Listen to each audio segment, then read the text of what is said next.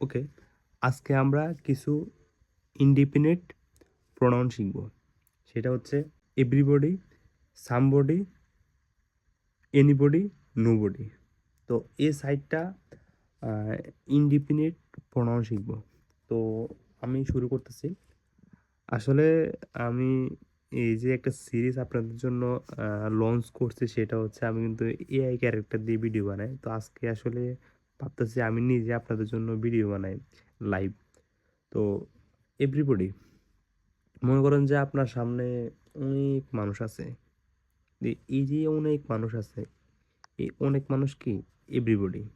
এরা সবাই কি? এভরিবডি। আরেকটা হচ্ছে সামবডি। সামবডি হচ্ছে কি? যে কোনো একজন, অনেক মানুষ আছে, অনেক মানুষের মধ্যে আপনার আপনার একজনকে পছন্দ হয়েছে। এই যে একজনকে পছন্দ হয়েছে, সে হয়েছে কি? সামবডি। তারপর হচ্ছে এনিবডি। এখন মনে করেন যে আপনার সামনে অসংখ্য লোক আছে, আপনার সবাইকে ভালো লাগছে। তো তখন আমরা কি বলবো? তখন আমরা বলবো এনিবডি।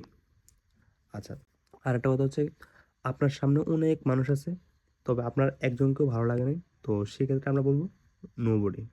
তো এই যে এভরিবডি, সামবডি, এনিবডি, নোবডি, আশা করি এগুলা যে ব্যাপারটা আপনারা মানে ক্লিয়ার হয়েছেন কখন কোনটা ব্যবহার করতে হবে।